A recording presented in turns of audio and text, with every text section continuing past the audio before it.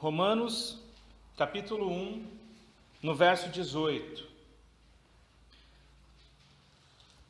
Diz o seguinte: portanto, a ira de Deus é revelada do céu contra toda impiedade e injustiça dos homens, que suprimem a verdade pela injustiça. Pois o que de Deus se pode conhecer é manifesto entre eles, porque Deus lhes manifestou.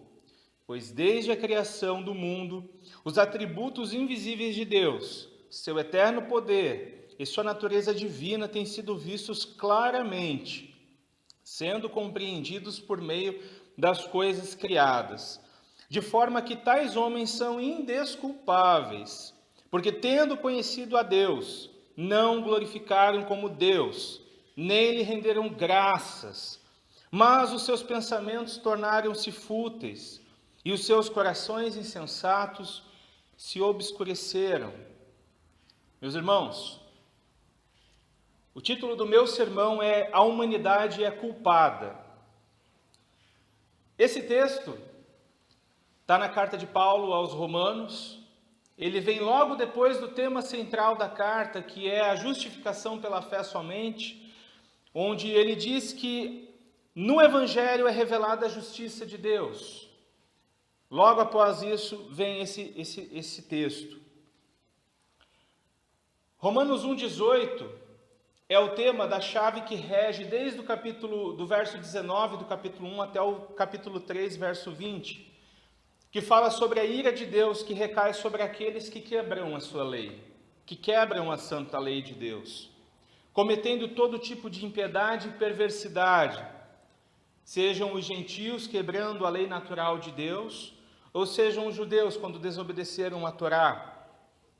O texto que nós vamos ver hoje, ele é uma declaração geral da desobediência dos gentios, ou seja, da humanidade em geral, da lei natural de Deus. O primeiro ponto, meus irmãos, dessa mensagem está no verso 18 e 19, e ele é: Deus está irado contra o pecado do homem. Diz o seguinte: portanto, a ira de Deus é revelada dos céus contra toda impiedade e injustiça dos homens, que suprimem a verdade pela injustiça.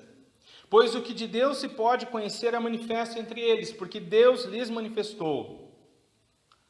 Hoje em dia, é muito difícil o mundo, de uma forma geral, ter a ideia de Deus irado, de um Deus irado, ver a figura de um Deus irado. Hoje, se você ligar na televisão, se você ouvir na rádio uma música evangélica, uma música gospel, geralmente essa música ela vai estar falando de um Deus de amor, de um Deus de paz. As pessoas, elas geralmente falam, cumprimentando uma pessoa, e falam assim: Jesus te ama.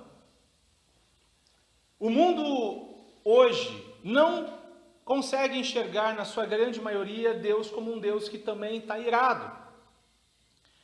Podemos conversar com pessoas que são católicas, podemos conversar com evangélicos, podemos conversar com espíritas e até mesmo com ateus. Nenhum deles consegue, na sua grande maioria, enxergar Deus como um Deus irado. É verdade que Deus ele é um Deus de amor? Sim, Deus ele é um Deus de amor. 1 João capítulo 4, no verso 16, diz que Deus é amor. Mas o mesmo Deus que é amor também é um Deus que se ira. Também é um Deus que está irado. Nós temos ao longo do livro de Romanos várias partes onde nos mostra essa verdade.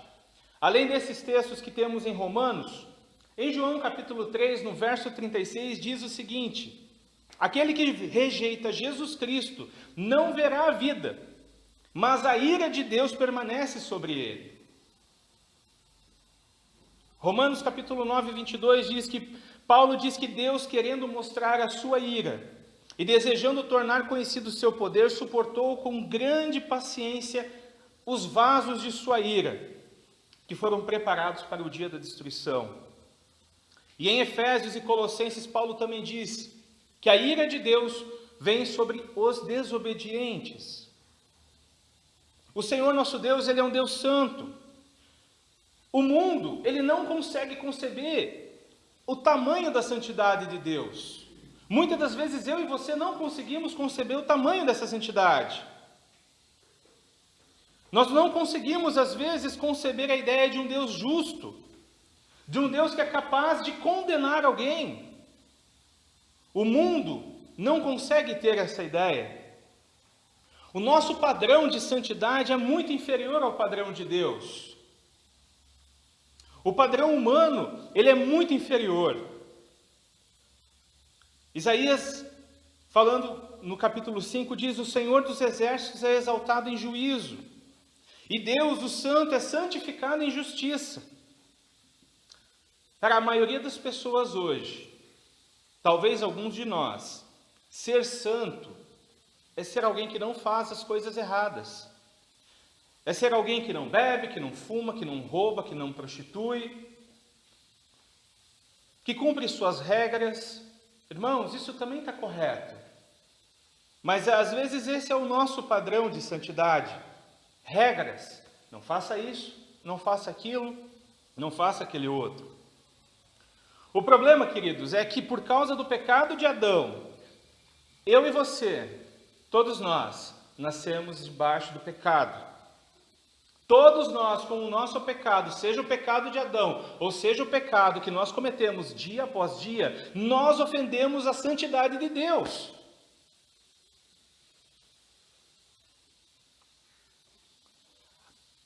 Adão foi aquele que nasceu sem nenhum pecado, mas ele escolheu o pecado. E com isso, servindo o pecado, deixou Deus irado. Nós, muitas das vezes, pensamos que o não faça isso, não faça aquilo, é capaz de chegar mais próximo da santidade de Deus. Isaías, ele vai dizer que tudo que nós fazemos, que todas as nossas justiças, que todas as nossas obras de justiça, elas são como trapos imundos. Mulheres, vocês, no período lá do mês, vocês têm as regras. Quando ele fala trapos imundos, é isso que ele está falando. As nossas obras de justiça para Deus são como trapo imundo. Por esse motivo, a ira de Deus, ela se revela nos céus, por causa do nosso pecado. E a ira divina, ela é revelada em várias ações. A primeira vez que nós vemos na história da Bíblia e na história da humanidade a ira divina sendo revelada é lá em Gênesis, no dilúvio. Depois nós vamos ter a ira de Deus sendo revelada em Sodoma e Gomorra, na destruição de Sodoma e Gomorra. Depois nós vamos ter Deus enviando as pragas ao Egito para poder libertar Israel. Em Apocalipse nós temos o derramar dos cálices da ira de Deus. Todos esses casos são a manifestação da ira de Deus. E todos eles têm a sua origem em Deus, no céu. É Deus que habita o céu e quem dá vazão à sua ira sobre os que praticam a impiedade e a injustiça. A ira de Deus é revelada dos céus contra toda a impiedade e injustiça dos homens. Deus, ele está profundamente ofendido com o pecado da humanidade. O pecado é algo que Deus odeia, é aquilo que agride a sua santidade. Paulo aqui ele está dizendo que todos os homens têm algum tipo de conhecimento de Deus. Deus se revela através da consciência do homem. Todas as pessoas elas têm alguma noção de Deus. O problema, meus queridos, é que nós, muitas das vezes, a humanidade rejeita esse conhecimento na sua consciência. As pessoas tentam se convencer de que não existe Deus. O salmista vai dizer no Salmo 14, diz o tolo em seu coração, Deus não existe. As pessoas dizem hoje, muitas das vezes, Deus não existe. Às vezes elas não falam isso da boca para fora, mas elas falam isso todas as vezes que elas vão cometer um pecado. Nós falamos isso todas as vezes que eu e você vamos cometer um pecado. Deus não existe. Diz o tolo em seu coração, Deus não existe. Corromperam-se e cometeram atos detestáveis. Não há ninguém que faça o bem. O homem tenta de todas as formas anular a Deus. Nós pecamos como se Deus não estivesse vendo. O pastor, agora há pouco, ao celebrar a ceia, falou isso. Nós pecamos como se Deus não estivesse presente.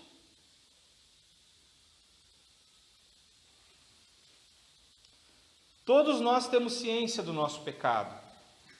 Não existe ninguém que não saiba que é pecador. Mesmo que essa pessoa não seja cristã, mesmo que seja alguém que não acredite em Deus, todas as vezes que ela for fazer algo que agrida a santidade de Deus, a sua consciência vai acusar. Ela vai saber, poxa, eu não devia ter feito isso. Todos os homens nascem com uma noção do que é certo e do que é errado. A nossa consciência nos acusa. No verso 19 diz: pois o que de Deus se pode conhecer é manifesto entre eles, porque Deus lhes manifestou. Isto é o que muitos chamam de uma revelação natural de Deus.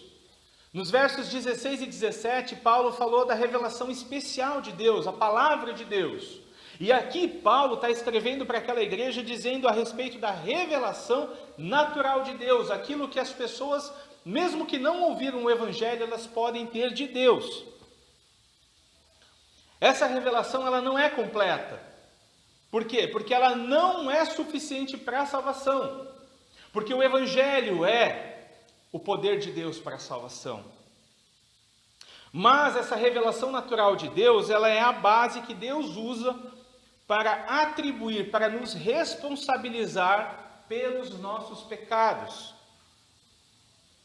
Mesmo aqueles que nunca tiveram acesso à revelação especial. Primeiro ponto, meus irmãos.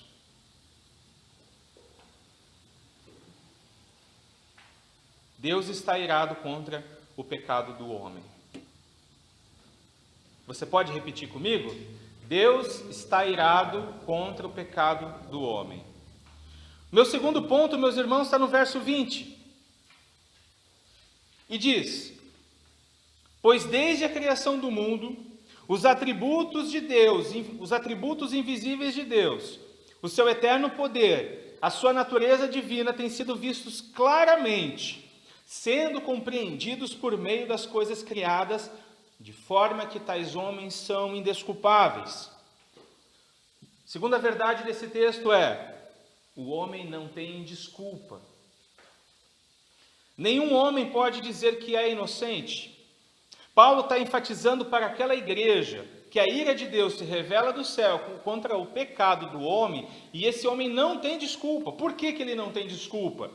Porque mesmo aqueles que nunca ouviram o evangelho, mesmo aqueles que não tiveram a oportunidade que eu e você estamos tendo agora, e que talvez nunca vão ouvir falar de Jesus Cristo, essas pessoas também não terão desculpa. Porque o que de Deus se pode conhecer é manifesto entre eles. Deus se manifestou aos homens através da revelação natural. E todos os homens possuem algum conhecimento sobre Deus. Mesmo assim, os homens rejeitam a Deus. Agora podemos ver que os atributos invisíveis de Deus, o seu eterno poder, a sua natureza divina, podem ser vistos aonde? Na criação. Eles podem ser vistos na criação de forma que, mesmo que os homens estejam endurecidos em seu coração, em sua consciência sobre Deus, e rejeitem a verdade, eles são indesculpáveis por causa da criação. Pois além da consciência, Deus se revela na criação. Olhe para o mundo aí fora. Olhe para as árvores. Olhe para a pessoa que está do seu lado. Só pode ser Deus que fez. Não tem uma explicação. é perfeito, o ser humano é perfeito, o nosso corpo é perfeito, o planeta Terra é perfeito. Os cientistas falam que se no planeta Terra tivesse um pouquinho a mais de oxigênio, ninguém sobreviveria. Mas eles falam também que se tivesse um pouquinho a menos de oxigênio, ninguém sobreviveria também. Porque eu não sei se vocês sabem, mas os cientistas eles calculam a porcentagem, a quantidade de oxigênio que nós temos no ar. Não só oxigênio, mas todas as outras coisas importantes. Deus fez tudo de uma maneira perfeita. Nós olhamos o dia, olhamos a noite, isso é perfeito, isso regula as coisas. Nós não conseguimos dormir durante o dia, é difícil dormir de dia, por quê? Porque a noite foi feita para dormir e não o dia. Por que é difícil ficar acordado de noite? Por que precisamos de tomar café? Porque é difícil, porque Deus fez a noite para a gente dormir.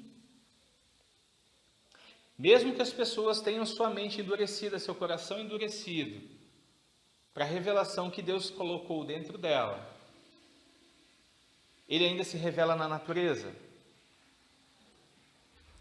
A palavrinha ali que diz, pois, o que de Deus se pode conhecer, essa palavrinha, pois, ela é muito significativa, porque, além de confirmar o que a gente ouviu no verso 19, ela reflete o que a gente viu no verso 18. Como se fosse uma cadeia, mostrando o porquê a ira de Deus está sendo revelada sobre os ímpios, e as suas atitudes perversas são indesculpáveis. Nesse verso nós temos três coisas: os atributos invisíveis de Deus, o seu eterno poder e a sua natureza divina. Deus é invisível. Deus é invisível, não existe. João vai falar, ninguém jamais viu a Deus. Paulo vai falar, ele descreve Deus como único, imperecível e invisível.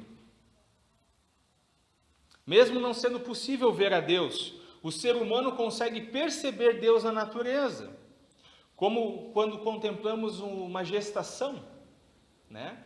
O nascimento de um bebê. Você quer uma coisa mais misteriosa do que essa? É muito misterioso. Tipo, a ciência explica o que acontece, os processos. Mas a ciência, ela tenta descobrir como reproduzir isso. Não tem, é difícil, é Deus. É Deus. Existem muitas coisas que não têm explicação. E a explicação é Deus. O seu eterno poder está visível em todas as obras de Deus. O Salmo 111 diz que grandes são as obras do Senhor. E em outro salmo, o 139, o salmista diz com convicção que as obras de Deus são maravilhosas. O poder de Deus, seu eterno poder, pôde ser visto também no livramento de Israel do Egito. E pode ser visto no cuidado que Deus tem com o seu povo, na caminhada entre o Egito e Canaã. Ao longo dos salmos e dos profetas podemos ver os atos grandiosos do Senhor. Ninguém é capaz de segurar a sua mão. A natureza divina de Deus, ela indica o resumo de todos esses gloriosos atributos, especialmente aqueles que são gravados na mente do homem, como a exibição do poder, da sabedoria e da bondade de Deus no universo criado. Queridos, toda a natureza exalta Deus e o reconhece como Senhor. Nós vemos isso no Salmo 8.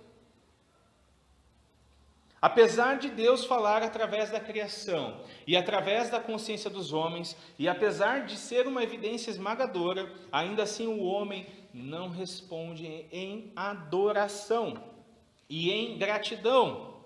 Essa conduta não tem desculpa e provoca a ira de Deus sobre essas pessoas. Terceiro ponto, queridos, o verso 21 diz: porque tendo conhecido a Deus, não o glorificaram como Deus, nem lhe renderam graças, mas os seus pensamentos tornaram-se fúteis, e o coração insensato deles obscureceu-se. Terceiro ponto, eles não reconheceram Deus como Deus. Esse verso confirma o que foi visto no verso 18, 19 e 20. E o homem insiste em suprimir a verdade, que está constantemente sendo revelada por Deus. Suprimir é como se fosse retirar, rejeitar em sua consciência, através da natureza, de tal forma que esse homem é culpado, ele não tem desculpa. O homem é culpado porque, mesmo tendo a revelação natural de Deus na criação, não o reconhece como Deus. Não lhe atribui honra e louvor. O louvor e a honra que Deus merece. Por não lhe oferecer ações de graças pelas bênçãos recebidas. Queridos, o sol nasce só para os crentes ou para os descrentes? Para todos. E a chuva? Para todos. E as bênçãos de Deus? Tem bênçãos que caem sobre todos nós. Por exemplo, o ateu, aquele cara que fala que não acredita em Deus, quando ele fica doente, o que ele faz? Não, ele vai para o médico. Ele vai para o médico. Ele não acredita em Deus, ele não vai falar, ele vai para o médico. Quando ele vai para o médico, aquele remédio que vão usar no corpo dele, não foi Deus que deu sabedoria para o médico fazer? O estudo do médico, não foi Deus que deu inteligência para ele aprender a mexer no corpo humano? Mesmo assim, meus irmãos, eles não agradecem a Deus, eles não glorificam a Deus. E às vezes eu e você fazemos isso também.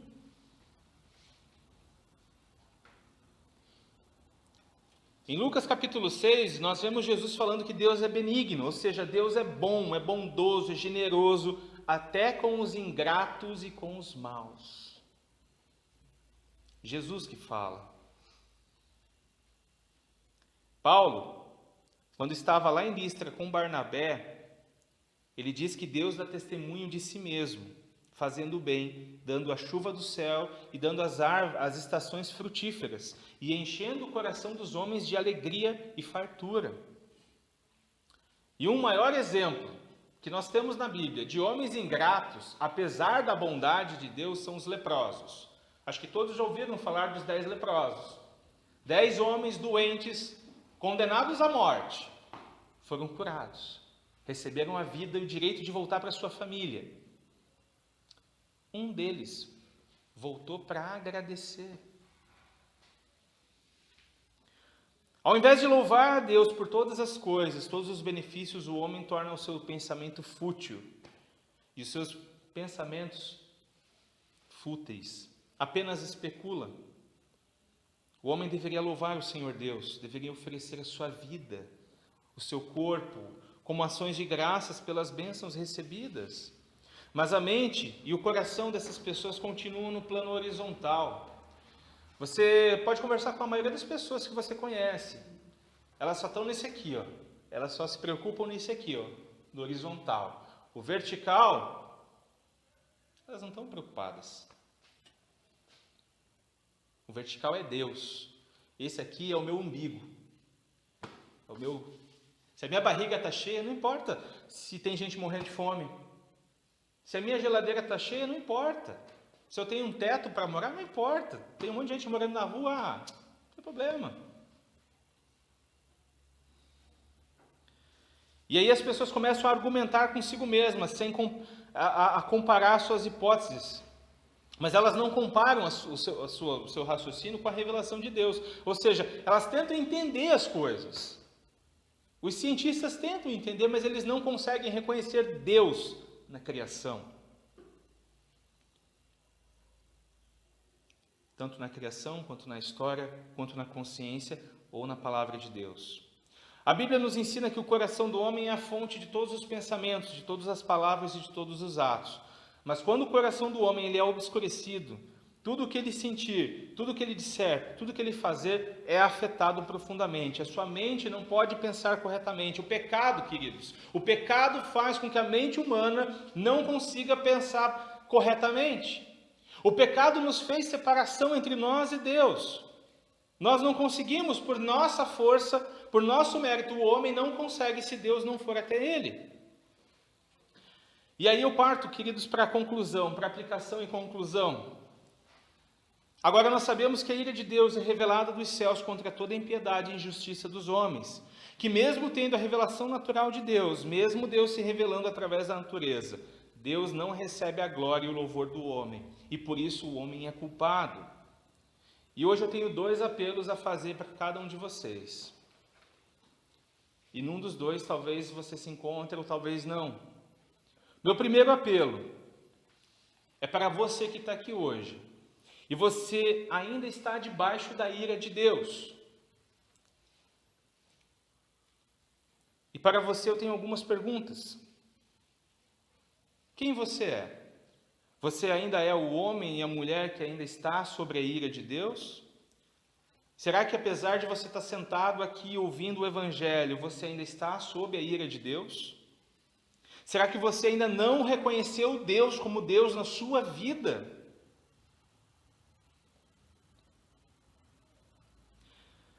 Se você ainda está nessa situação, eu gostaria de implorar para você, reconheça Deus, se renda a Ele nessa manhã. Reconheça Jesus Cristo como Senhor e Salvador da sua alma. Se você está nessa situação, reconheça. Reconheça que sem Deus você não consegue chegar ao céu. Esse é meu primeiro apelo. Somente através do sangue do Cordeiro, nós podemos ser salvos da ira de Deus. O meu segundo apelo, queridos, é para você que não está mais debaixo da ira de Deus. O sangue de Jesus já te lavou do pecado. E para você eu também tenho algumas perguntas. Agora que eu e você não somos mais filhos da ira, o que nós temos feito com isso? Sabendo que toda a humanidade é culpada e que todos estão condenados à morte eterna, a menos que creiam que Jesus Cristo é o Filho de Deus e se rendam a Ele, o que eu e você temos feito para reverter esse quadro? O meu apelo para você é que eu e você cumpramos o chamado de Cristo através de uma evangelização discipuladora, anunciando a mensagem do Rei até que Ele venha. Vamos orar? Senhor, tenha misericórdia, Senhor, de cada um de nós, Senhor. Tenha compaixão, Senhor. Ó Deus, eu não sei quantos estão no primeiro grupo ou quantos estão no segundo grupo. Eu não sei, Senhor, quantos aqui ainda estão debaixo da Tua ira. E nesse momento se rendem a Ti, Senhor. Se rendem a Ti, se quebrantam a Ti. Eu te peço, Senhor, quebra o coração de cada um de nós, Senhor, que estejamos todos os dias de nossa vida rendidos a Ti, que estejamos todos os momentos, todos os minutos quebrantados em Tua presença, Senhor, pois só Tu és Deus e só Tu és o Senhor. Seja o Senhor em nossa vida, Pai. Ó Deus, que a Tua palavra, que o Teu Evangelho seja poderoso para quebrar o mais duro dos corações. Quebra, Senhor, os nossos corações. E, Senhor, aqueles que já não estão mais sob a Tua ira. Senhor, o que temos feito com o Teu Evangelho, o que temos feito com a Tua palavra, o que temos feito, Senhor, com essa notícia. Às vezes guardamos ela, Senhor, às vezes levamos ela conosco, escondemos ela, Senhor, com medo. Ó Deus, tira esse medo do coração, tira, Senhor, essas amarras, que possamos, Senhor, cumprir o Teu chamado, cumprir a Tua ordem, Senhor, através de um evangelismo discipulador, através, Senhor, das pessoas que nós conhecemos, daquelas pessoas que nós sabemos que estão condenadas, Senhor, porque elas não se renderam a Ti. Ó Deus, tem misericórdia de nós, que possamos levar isso para a nossa vida, para que o Teu nome seja glorificado na salvação de pecadores, que o Teu nome seja glorificado, Senhor, através dessa igreja, através de cada um de nós como Teu corpo, que na nossa casa, que no nosso trabalho, sejamos a extensão desse lugar, Senhor. O nosso culto não é só no domingo, o nosso culto é todos os dias, nós prestamos culto no nosso trabalho, e lá, Senhor, nós temos que te anunciar também na nossa casa. Pai, eu te agradeço, Senhor. Te agradeço por cada pessoa aqui e te peço que essa palavra permaneça nos nossos corações, hoje, amanhã e para todo sempre. Amém.